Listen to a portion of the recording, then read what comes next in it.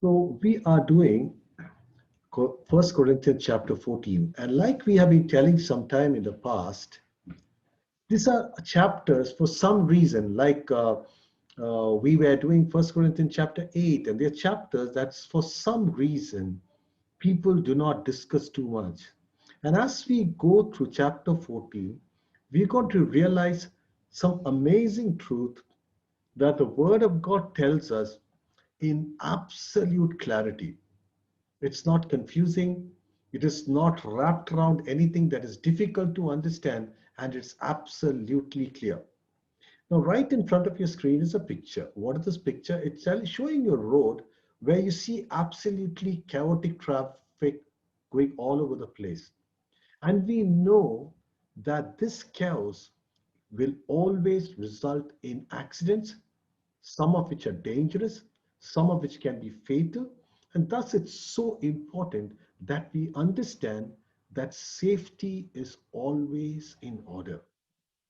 And in chapter 14, Paul is trying to make the people of Corinth understand I can understand your enthusiasm and your excitement, but the problem is that it is becoming so chaotic that I'm worried there can be disasters happening in the church. Unfortunately, the chaos that started 2000 years ago still continues in the churches today. For some reason, people feel that this shows the power of God that is there in their ministry, which is not there in the neighbor's ministry. Some people feel that it attracts people to come and they can see something amazing happening there. But the truth is, whatever way we believe it, we have to understand what's happening in many churches today is not according to the Word of God. And if anything is not according to the Word of God, understand, then it's not controlled by the authority of God. That means you are controlled by some other authority. When Jesus was preaching on earth, he says one thing: you're either gathering for me or you're scattering. There is no in betweens. You cannot say I'm neutral. And so these are not neutral things. And we should understand the Bible is the Word of God. It does not contain the Word of God, but it is the Word of God. If it is the Word of God, then I have no choice but I obey it without any question, accepting that what the Lord says is the right thing for me. Paul starts chapter 14 by saying, let love be your highest goal. So, what is he telling? When you do things in church, let love be your highest goal. Love for whom? Love for an unbeliever who comes into the church. Love for a defeated, broken man who comes to the church. Let there be nothing else that's there in the church. Let your motives not be there to glorify the power of God in your church and feel that you are special because you're able to do that. Let it not be to glorify and make somebody feel inferior in the church, because that's not the reason. And let's not do anything that does not show love beyond measure. In chapter 13, the whole chapter was in love. Love is kind. Love is patient. Love is enduring. Love is forgiving. Love does not remember wrong. That is the kind of church you expect us to grow in. And let's go now and enter into this chapter, chapter 14. So I put this title of Be a Blessing to the Church. Be a blessing to the church, okay? And I just put a picture in the side. This is a lady who's longingly looking at things, whether she's got the money or not, we don't know. But looking at her hand, she's poor. She doesn't even have a bangle out there, but she's longing for it. And today, I just put this to make you know what is the longing in your heart for your church. But you should also desire the special ability that the Spirit gives, especially in the ability to prophesy. For if you have the ability to speak in tongues, you'll be talking only to God, since people won't be able to understand you. You'll be speaking by the power of the Spirit, but it will all be mysterious. One who prophesies strengthens others, encourages them, and comforts them. A person who speaks in tongues is strengthened personally, but one who speaks the word of prophecy strengthens the entire church. I wish you could all speak in tongues, but even more, I wish you could all prophesy. For prophecy is greater than speaking in tongues, unless greater than speaking in tongues, unless someone interprets what you're saying so that the whole church will be strengthened. So Paul is making it explicit. He's making it absolutely clear that speaking in tongues edifies you. Speaking in tongues makes you feel good. You spend 2 hours speaking in tongues, you feel good, you feel whole, sometimes you feel refreshed. But he says it doesn't edify the church. If you love the people of the church, you will earnestly desire a blessing that will be useful for the whole church. Now, for example, let's imagine that I have a family and the family is really hungry. They have no food to eat at all. And somebody gives me 1,000 rupees. I go out and buy some smart clothes and bring for my children and my wife, and I come out of the street dressed looking good, so everybody thinks that things are well with me. And then I will say, how stupid can this man be? When he got a gift of 1,000 rupees, he chose to use it to display to the others that everything is fine. What the people need is food.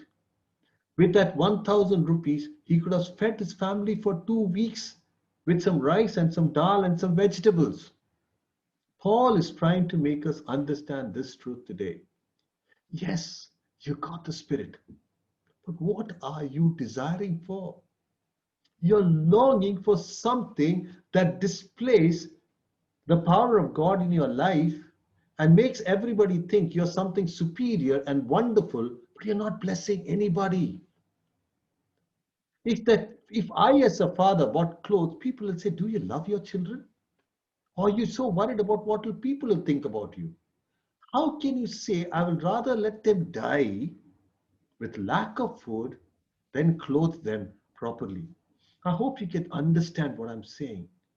The young struggling Christians are dying because there's nobody to prophesy over them, nobody to encourage them, nobody to build them, nobody to tell them God's purpose in their life. Here comes this young woman, unmarried, seeking an alliance for the last 5 years, not getting a single marriage, and nobody there to prophesy the truth and tell her the purpose of God in her life. Here comes this young boy, not getting a job, struggling. He doesn't know where to go, broken. He comes to a church of people singing loudly and praying in tongues. How does it help him? But just imagine if there is a proper person, mature in the gift of prophecy. He walks up to him and saying, do you know one thing? You are not doing what God wants you to do. You're trying to be a businessman. God wants you to be a teacher. And this is the direction you should go. And everything will change. And you will become a blessing. You're going in the direction of Tarshish. God wants you to go to Nineveh. We don't see that happening in the churches anymore. The vast majority of the people are false prophets who come and tell you anything they want.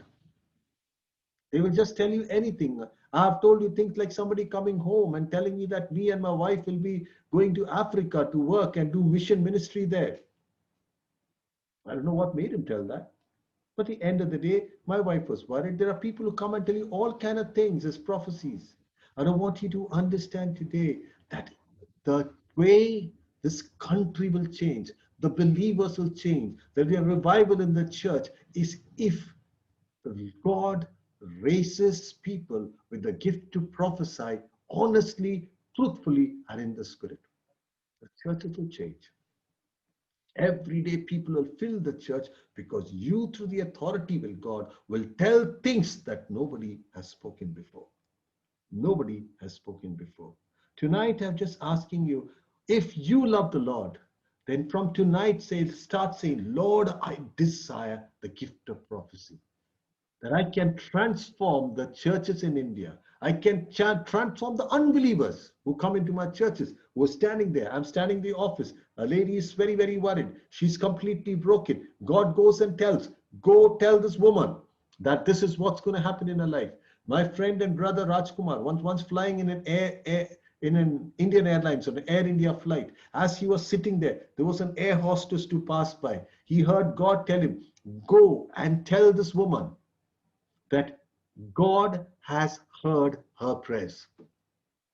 He said, how can I do that? He waited. Finally, they put the seat belts on. The flight is coming down. He was too scared to go. He took a piece of paper. In that, he said, the Lord has told me to tell you that he has heard your prayers. He gives the paper in the hand and jumps into the bathroom. By now, they are announcing that you have to come and sit in your seat. She opens the door silently, tries to go to his seat. He can see this woman weeping. She said, how did you know? Sometime back, I don't have the gift of prophecy. At least I don't think I've got it. And maybe I should seek for it. But I know one day, sometime back, Brother Terence was speaking in a meeting in Coimbatore. When I came out, I saw a young man sitting over there. I don't know why. I never talked to him before. I went to him and told him, I want you to know that the Lord wants to tell you that he loves you intimately and he understands your problems. And as you depend on him, God will change things. He started crying there. He said, how did you know it? I said, no, I did not know anything, but I just felt God wanted me to encourage you. Today, he's a committed believer. His name is Ashley. He's part of a Bible study group. And Brother Terence knows him, how often he'll call and we'll just pray together because he's developed a love for the Lord, because God could reach out to him in prophetic ministry. Brother Terence will tell you hundreds of stories of what God can do through the lives of people that you can prophesy and build. And today I want to make you, this is what Paul is telling.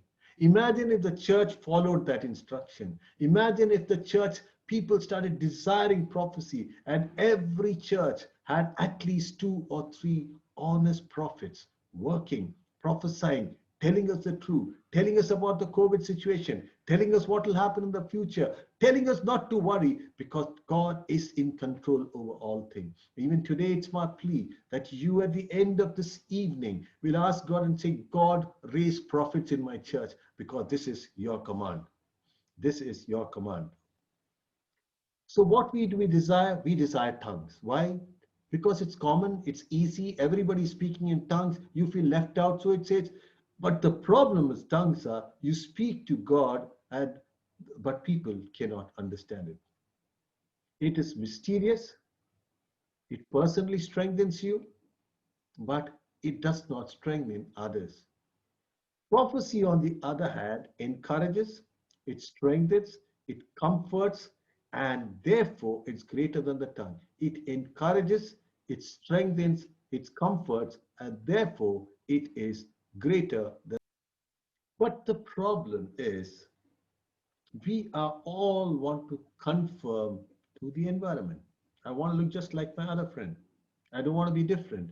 And in this area, the only thing that I can think of is I should imitate my neighbor. And I am not listening to God. If I love the church, if I love the people around me, if I love the unbelievers, I should prophesy. People are totally shattered. But you go up and say, this is what the Lord is telling about your life. I took 2 pictures. People, suppose you're on a stage and you hear somebody screaming like this. Or would you prefer to listen to somebody play music, which you can understand, which you feel something wonderful coming into your life? You just enjoy that music. And that's exactly what Paul is saying. Dear brothers and sisters, if I should come to you speaking in an unknown language, how would that help you? I told that before, if we are in a church and we tell, I'm bringing a great speaker, a wonderful man of God. He comes to that service. I introduce him as a man who lived in the Chinese jail for 15 years and he was not broken. And he comes and gives you a message in Chinese with no interpreter. At the end of 1 hour, what would you have benefited? Would you have benefited in any way at all? But if I bring you a revelation or some special knowledge or prophecy or teaching, that will be helpful. Even lifeless instruments like the flute or the harp must play the notes clearly, or no one will recognize the melody. If the bugler doesn't sound a clear call, that means he takes out his bugle, he makes a clear shout, then the soldiers know it's a call for battle. Now, if he decides to do something totally different, start screaming or howling like some animal, will it make a difference? No, because there, what is expected is a call of the bugle. It is the same for you. It is the same for you. If you speak to the people in words they don't understand, how will they know what you're saying? They might as well be talking into empty space. We have reached verse 9 in the same chapter. The same theme is going on. The same theme is going on. How does it benefit anybody when you speak in tongues except yourself? And if your highest aim is to love, if your highest aim is to love people, if your highest aim is to, encourage people and build people, how is it that speaking in tongues is helping? It confuses people. Sometimes people get terrified. Sometimes people just feel that they're superior or inferior to another one. That's all that is happening. And Paul is trying to make us understand it's much better. It's much better that you speak in a way, speak 2 words that people understand. Just imagine if today there was a wonderful prophet of the Lord who could clearly tell, God has revealed to me that by the end of September, the winds of healing will pass through the nations and the virus will blow away like the locust would go away in Egypt. And this is the word of God. And it comes to pass. Do you know the number of people whose lives will be transformed? When people understand clanging of bells did not change anything, when people can understand that all the things they didn't change, but the word of the living God was so true. But we don't have a single prophet in India, in the world, to tell the truth. Prophets in the beginning of the year came and told you about blessings that are unbelievable. They told the great and mighty things that will happen. And nothing happened. I was sitting at midnight and praying at home. And God told me that this year would be like the year after the floods in Noah's time. I couldn't understand anything. So I thought that God was telling me whoever's inside the ark is protected. So I did not understand anything. So I thought what God was trying to tell me was that the old year is gone, the floods has washed it away, the new year is a new beginning, and it's a wonderful year of God's favor upon your life when I'll see unmerited favor in my walk towards perfect holiness. Later on, I understood what God said, it will be like the floods. And everybody who is in the ark will be saved, and the ark is Jesus Christ. But the fact is, if we are a mature prophet who knew this truth and he could understand what God was speaking in clarity, we could have prepared this country, the earth, and told the Lord is saying that this year you will have something similar to the floods, where thousands and thousands and thousands of people will die. Millions of people get infected by the virus. The economy will crash. Millions of people will lose their job. And in Christ, you'll get refuge and you'll come back. But I want to tell you that that is because I have never longed for prophecy. I have never longed for prophecy. I've been happy with God allowing me to teach, and I'm content with that, knowledge and wisdom, and I'm content with that. I've sometimes longed for this gift of tongues, which I do not have. And I used to see my wife speaking and praying in tongues for hours, and I could see a wonderful transformation in her life. I cannot say that for everyone, but in my wife, I must say that I've seen this wonderful transformation in her life. And that is the problem. Because I want to look at her and say, even I want to speak in tongues when we are praying together as a family and everybody in my home, including my son-in-laws and my son and my son-in-law, and even the girl that my son likes right now, all of them speak in tongues. I'm the only loner left out, you know. And I just want to tell you that, and that is the only reason I wanted to speak in tongues, nothing else. I never longed for prophecy. And this night, this should be our prayer that we will leave this meeting and say, God, we got to ask God, we got to pray, and we got to hunger and say, Lord, in your mercy, if you think that I could handle it, Father, please give me the gift of prophecy. The problem is, can you handle it? Will pride come over you? Will arrogance fill you? Because you can tell things that nobody has seen, and that you say is going to happen. And it says the same with you. You speak in words they don't understand. How will they know what you're saying? You might as well be talking into empty space. So, what is your desire for your church? There are many different languages in the world, and every language has meaning. But if I don't understand a language, I will be a foreigner to someone who speaks it, and the one who speaks will be a foreigner to me. And the same is true for you. Since you're so eager to have the special abilities the Spirit gives, seek those that will strengthen the whole church. So if anyone who speaks in tongue should pray also for the ability to interpret what has been said. For if I pray in tongues, my spirit is praying. If I don't understand what I am saying. So he said, at least then do one thing. You speak in tongues, start praying for interpretation of tongues. Nobody has interpretation. Some people claim to have interpretation, which I don't believe is true, because I heard people repeat. They will say, for example, 1, 2, 3, 4, or whatever. And in the end of the day, that what happens is that they will end up in telling many different things. For example, I told you last time, suppose his prayer is A, B, C, D, A, B, C, D, A, B, C, D. The first A, B, C, D, he tells another thing. The second, this is a language. And it's a language that either is the language of angels or it's a language of another country. Maybe Hebrews, some people speak. Some people are speaking in Chinese. Some people are speaking some other language, but with languages. And the problem here is sometimes I find just people saying anything they want. It sounds like, I remember a lady once speaking in tongue which sounded very much of Sanskrit, and I was actually getting scared because I didn't throw anything in that was godly that was being spoken, but she was trying to interpret and make it look godly. What I'm saying, this is dangerous. Ask God for genuine interpretation of the tongues that you're speaking in, and then it can be a blessing. Otherwise, we shouldn't be speaking at all, right? Then he says, you should be praying in tongues in should you be praying in tongues in public? Well, then, what shall I do? I will pray in the Spirit, and I will also pray in words I understand. I will spring in the Spirit, sing in the Spirit, and I'll also sing in words I understand. For if you praise God only in the Spirit, how can those who don't understand you praise God along with you? How can they join you in giving thanks when they don't understand what you're saying?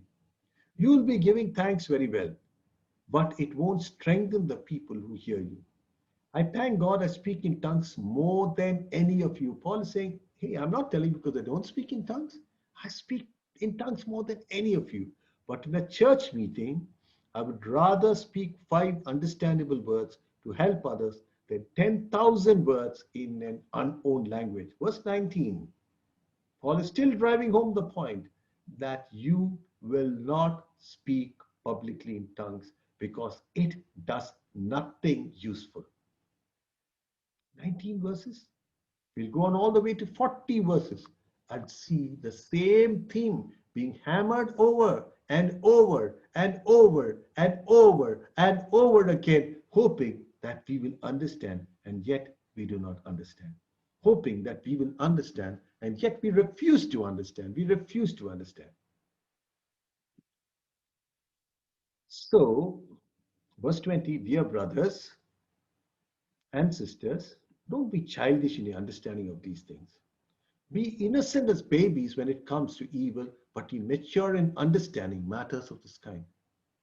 He's saying, what are you really up to? Are you in a church for popularity? Are you in church to prove to somebody that you got greater anointing, so you're shouting and screaming in tongues? Are you trying to prove to somebody else that you're something special? Dear brothers, you must not be childish in your understanding of these things. I told that before, you know.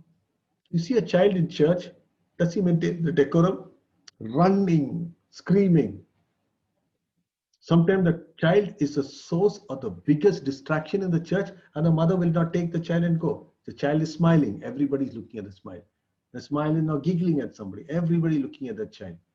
But it's not the child's fault because it's the child. And Paul is telling a child can do that in the church, and we forgive the child because the child doesn't understand. It doesn't know you should not be running in church. It doesn't know you should not be screaming when the prayers are going on. It doesn't know that you should not be running behind a mother when you go for communion. It doesn't know any of these things. It doesn't know the order of the church. It doesn't know when to say amen. It doesn't know when to sing. It doesn't know anything. But how can you behave like that? You can't be like a child. You can be innocent as babes when it comes to evil, but you mature in understanding matters of this kind. He's saying because when you're doing things that are totally contrary to the word of God, understand that you're being used by Satan to be a source of distraction. It is so easy to understand. You bring a speaker to speak in a Hindi medium congregation, he's speaking English, you have an interpreter. Why? Because it's common sense that he should not be speaking in a language that others don't understand. So why is it not common sense to understand when everybody's shouting loudly in a tongue that nobody understands and you think it's perfectly okay, and how does it bless or glorify anyone? I don't know. Whenever I've gone to this place, I want to leave and run because I find it quite disturbing when everybody's shouting, some people are rolling, some people are jumping like a rabbit. I've gone to a church, praise and session is going on. One man has started jumping in the place like a rabbit. People are looking at him as though some great thing is happening in the praise and worship. I was convinced he's possessed by the demon because nobody will disturb that session like he did. Jumping like a rabbit. Grown up man. And everybody excited because it's a supernatural. I want you to understand many supernatural things can come from the devil. You must know one thing, when Moses goes in front of Pharaoh and he puts his rod and it becomes a snake, his magicians also put the rod and become snakes. The only different, Moses' snake gobbled all of them. So many things can be created by the evil one. They prophesy, they speak in tongues, they do magical things for you. Just because they do those things, are they from God? No, you don't. Just because they're not doing it in church. That's the only difference. Only difference is it's not happening in a church. That's all. Or it's not happening through a person who speaks, who claims to be a believer. Other than that, it's exactly the same thing. I know some people get extremely hurt with what I'm saying, but to me, it looks exactly the same. I lived in West Bengal. I've gone to some pandals and people behave exactly the same way. Only difference is it's in the wrong place. So I believe it's a wrong spirit. That's all, period.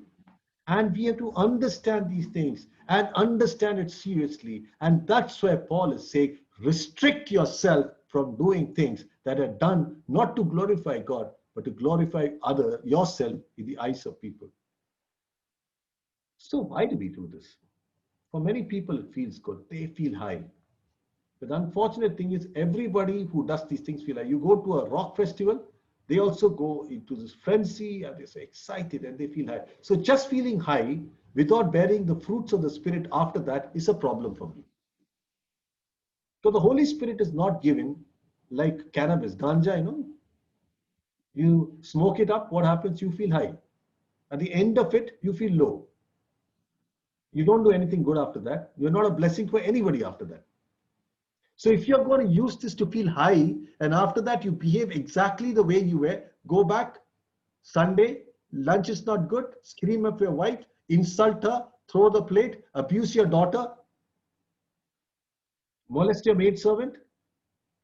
And if you think you're speaking in tongues as some good for me, what a wretched fool can you be, Because that is not the Spirit of Christ, because the Word of God tells you, how can it be possible, dear brother, through the same mouth You are cursing and praising.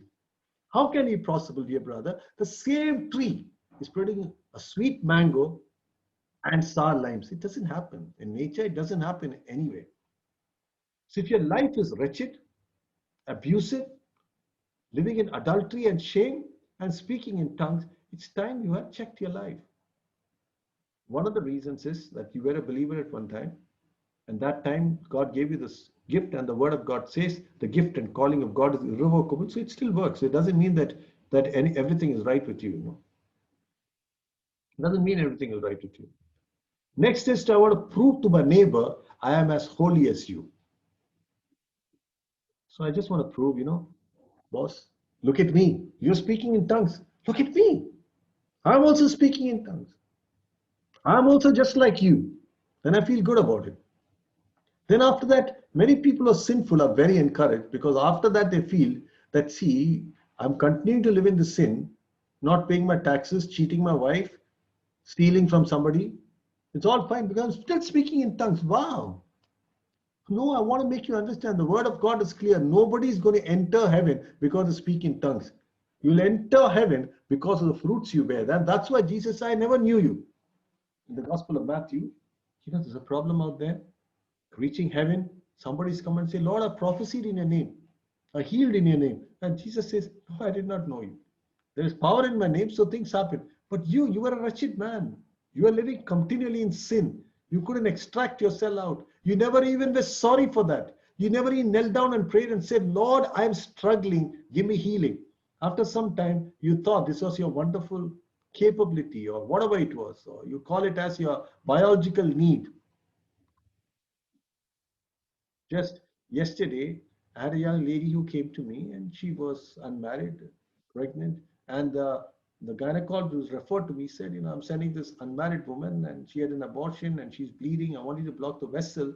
You know, what can we do? It's a biological need, you know. Now, there are many people who think that I have a lot of compassion on her. I'm not saying no to that.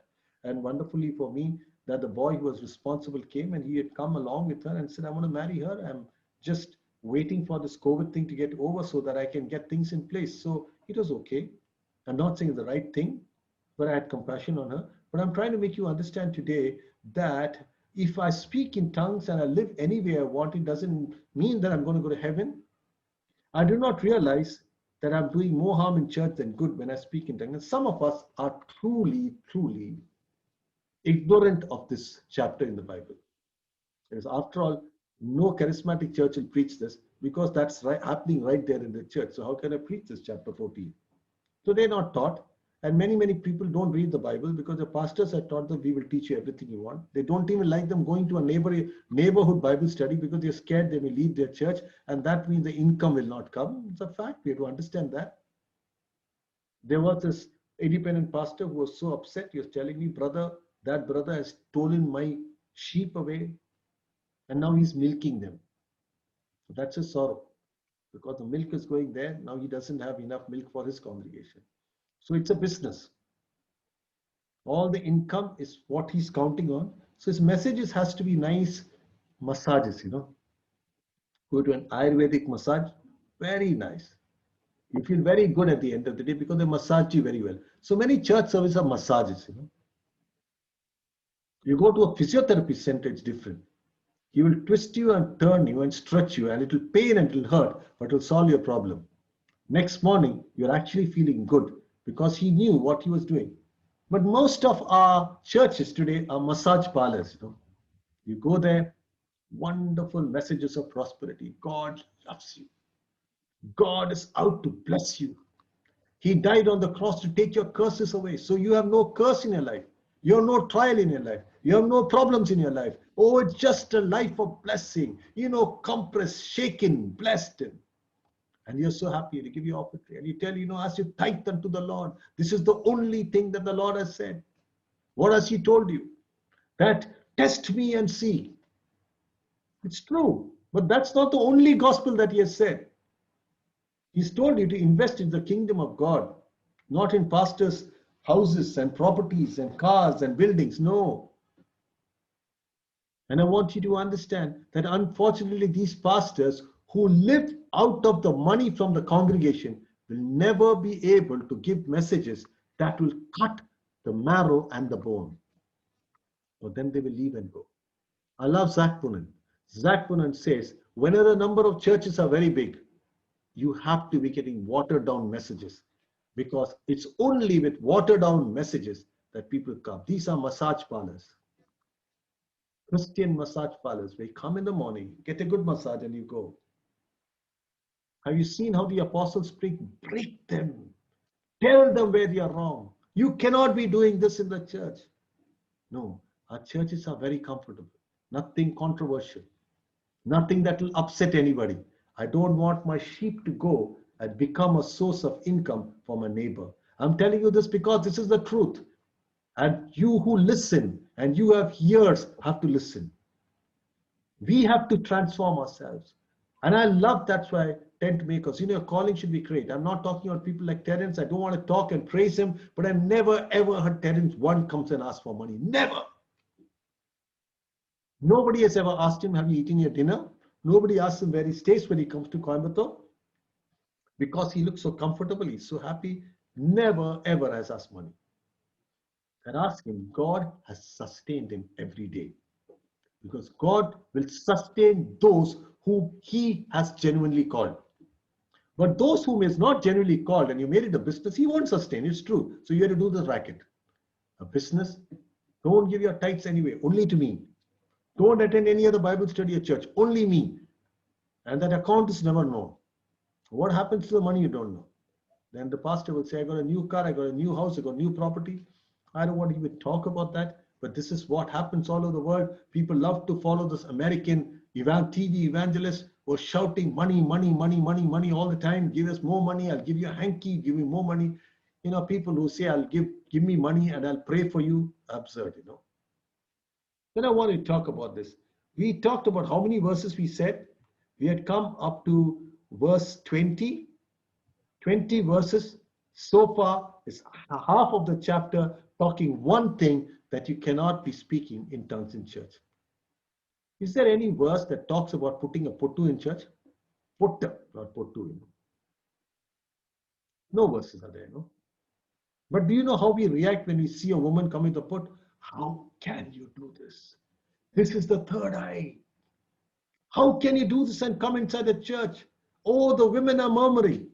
The elders are looking at her. Great sin you have committed. She comes with joy in her life. Happy to know the Lord. Nobody are not bothered for something that the Bible has never talked about. You're very worried about a headscarf. It's a hair covered. And I told you why it's to be covered in Corinth, because people are using it and exploiting it to attract people. One verse, two verses for head covering. 40 verses for not speaking in tongues. 40 verses. I choose to bury it under the carpet because it's good for my business when people speak tongues, in church. I look good. I am the pastor of the church and all my people are anointed and they're speaking. Anointed what spirit? I don't know, because I don't want to know about their lives. Some are cheating the people. Some are living in adultery. Some are abusing their wives. Some are abusing their daughters. Some are collecting large dowries. Oh, it's all okay. But my church is spirit-filled. And I'll show you some of the spirit-filled churches and what's going on to make you understand how can we be so foolish. When I condemn a woman for not covering her hair, and I'm quite excited about breaking 40 verses in the Bible, and you're screaming in tongues, and it's perfectly okay. And it's perfectly okay. So I told you, look at this. And I just wanted to see this today. I hope you can hear it as it happens.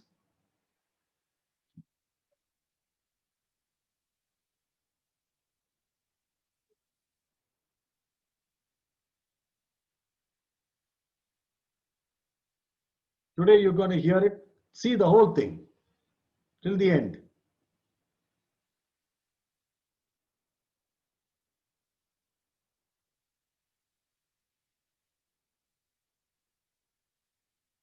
This is church.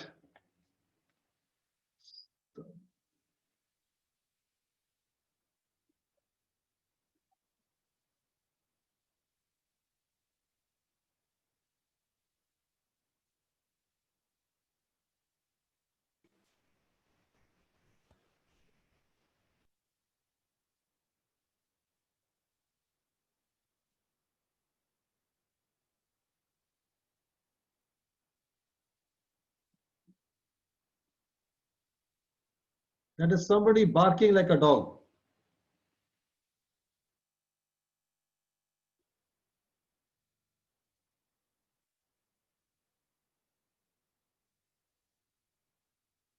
Can you see? He's walking like a dog with a chain. He's chained like a dog. He's barking like a dog.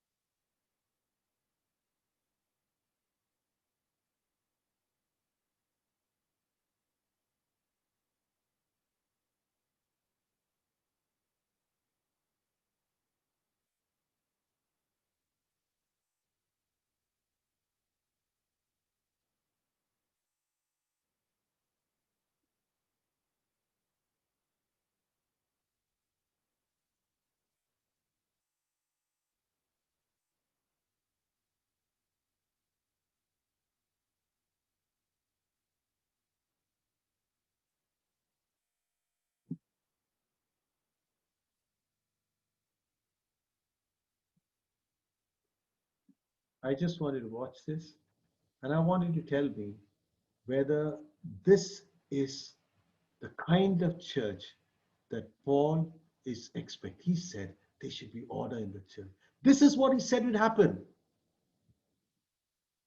Just 1 second.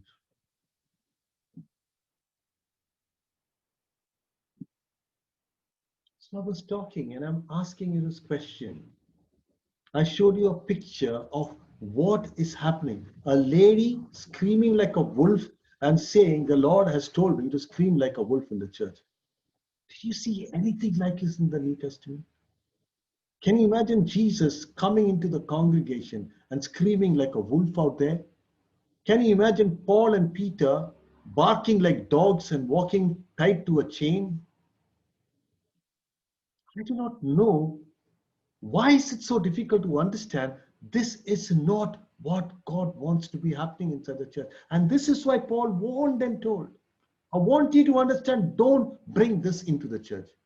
A day will come when you do not know how many people are from God, how many people are from Satan, and what is going on there. This is the verse I said, it is not the will of God if it goes against the word of God. It's not the will of God if it goes against the will of God. When the things that are happening in the church is not the will of God, it tells you you shouldn't be doing it. How can it be the I'm sorry, if it is not in line with the word of God, how can you call it to be the will of God? How can you call it to be the it is crazy.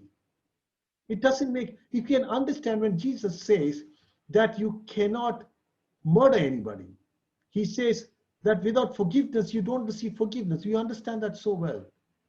It tells us that, that you will not cheat somebody else. And it tells us about everything on the Sermon of the Mount. You understand that so well. So why is it that this alone we find it difficult to understand? Because Satan has blinded our eyes. He wants to exploit an area, destroy the lives of people where holiness is completely given off, and you believe in the supernatural. And after a point, you do not know what spirit is operating where.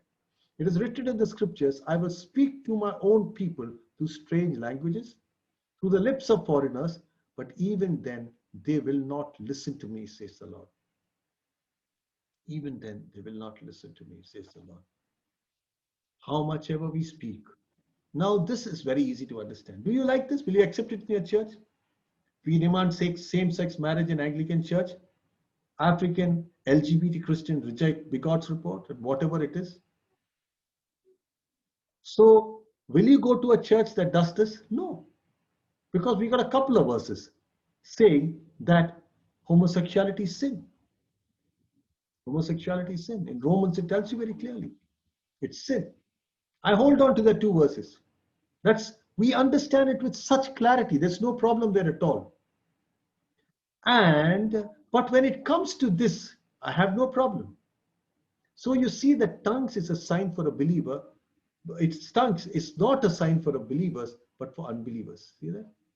So you see, speaking in tongues is a sign not for the believers, but for the unbelievers. Prophecy, however, is for the believers, not for the unbelievers. So even so, if unbelievers or people who don't understand these things come to your church meeting and they hear everyone speak in an unknown language, they will think you are crazy. Who is telling this?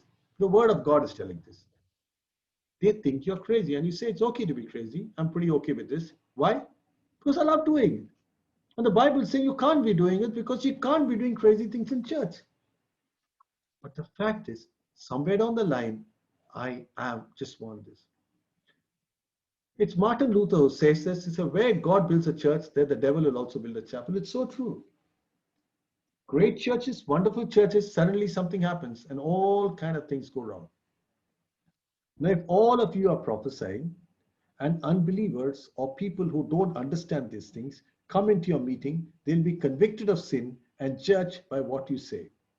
As they listen, their secret thoughts will be exposed. They will fall to their knees, worship the God, declaring, God is truly here among you. It is so true. It is so true. Here is a man living in adultery. The prophet knows it, calls him aside, and tells him, the Lord knows your life. And he's telling you to change.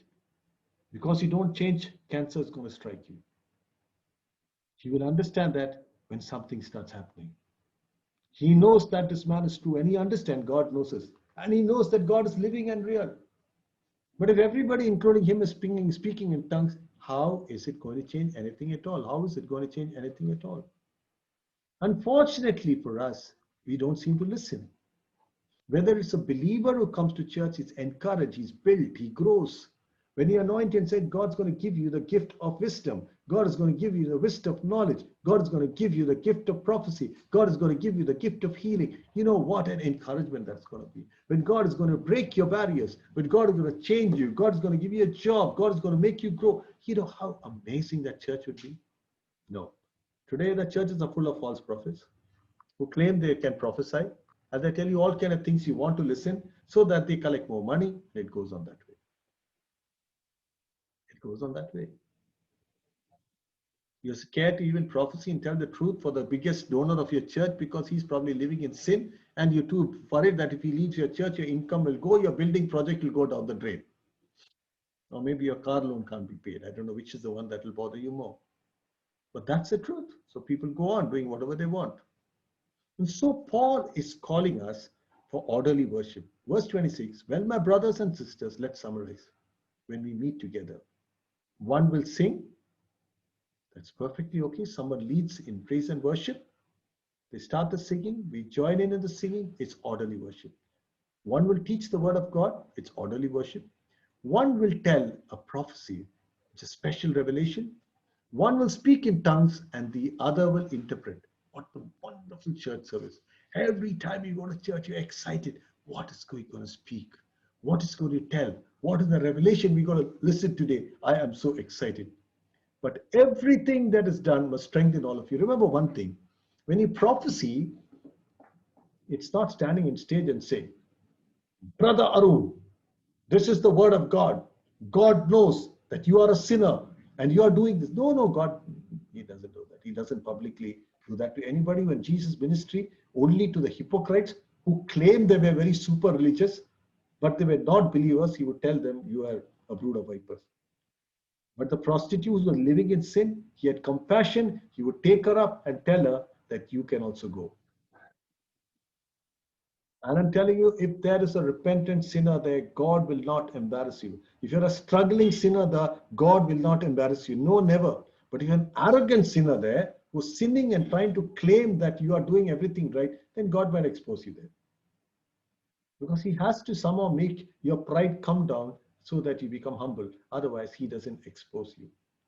Now, speaking in tongues again. Remember, we have come to verse 27. No more than 2 or 3 should speak in tongues. No more than 2 or 3 maximum. They should speak one at a time and somebody should interpret what they say.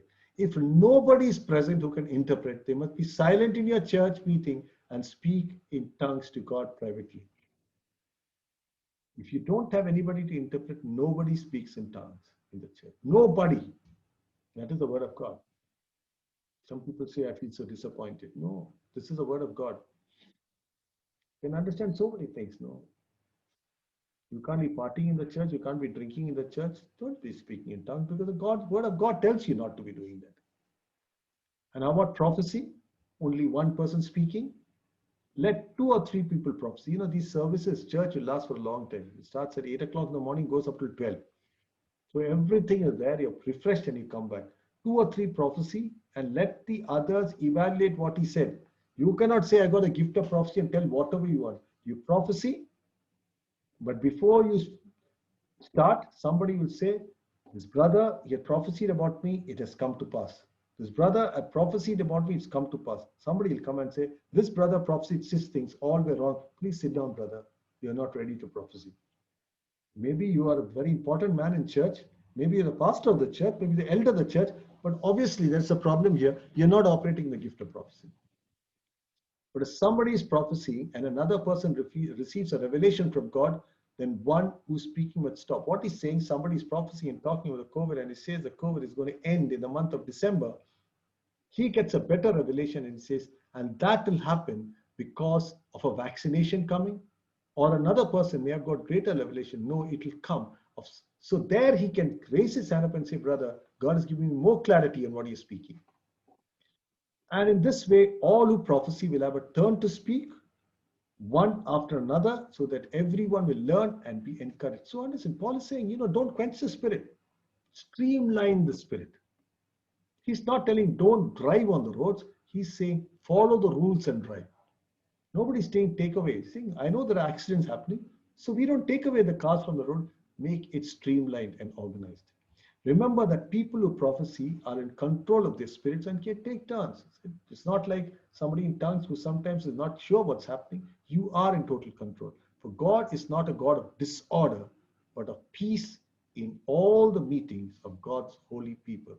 It is a place of peace. It's a place of order. It's a place of respect. Women speaking, women who praise or prophecies. And I talked that a lot of problem in Corinth was also this, that they all used to speak from a deity, and the women prophetess all were, possessed by the spirit of these deities. And so he was not at all keen on women speaking in the same authority that they were doing in the temple. And so in the Corinth church, at least, he didn't want women to speak. We know that Lydia, we know about Aquila, all of them were, Priscilla rather, Aquila's wife, and all were leaders of the church. They used to minister, they used to help, and he talked about the lady deaconess, Kobe. So they all were there. But in the Corinthian situation, this was too dangerous. They were doing more harm than good, and he did not want them to speak. And he says for men, women, and this is actually what I'm speaking is not the verse. I'm trying to make you understand the background that was happening in Greek society. And these female prophets were respected because they would speak, and they would speak things, and traditional Greeks of frowned at women speaking in the presence of men outside the families. It not looked upon as good. It was not looked upon as the right thing to do. And the Corinth church, he wanted to maintain that same decorum. Also, I wanted to talk about this. Verse 34 says, women should be silent during church meetings. It's not proper for them to speak. They should be submissive, just as the law says. If they have any questions, they should ask their husbands at home, for it is improper for women to speak in church meeting. Again, as said, it's very, very specific for the Corinth church with the chaos. But at the same time, remember, there have been a lot of cults started by women. Classical example, Mary Eddy Baker started something called the Christian Scientists. They basically started courses which they said they will become a doctor. And they would pray for people and bring healing, chaotic gospel. And with the Bible, she had her own theories. And it was one of the biggest,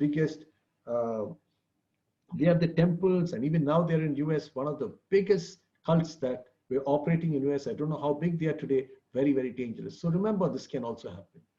And what is the cause of the disorder? Or do you think that God's words originated in you Corinthians? Are you the only ones to whom it's given?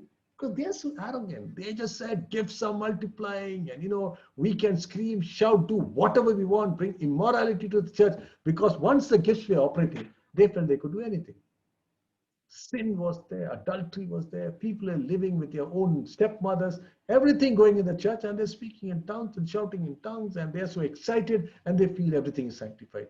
If you claim to be a prophet or think you're spiritual, you should recognize that what I am saying is a command from the Lord himself.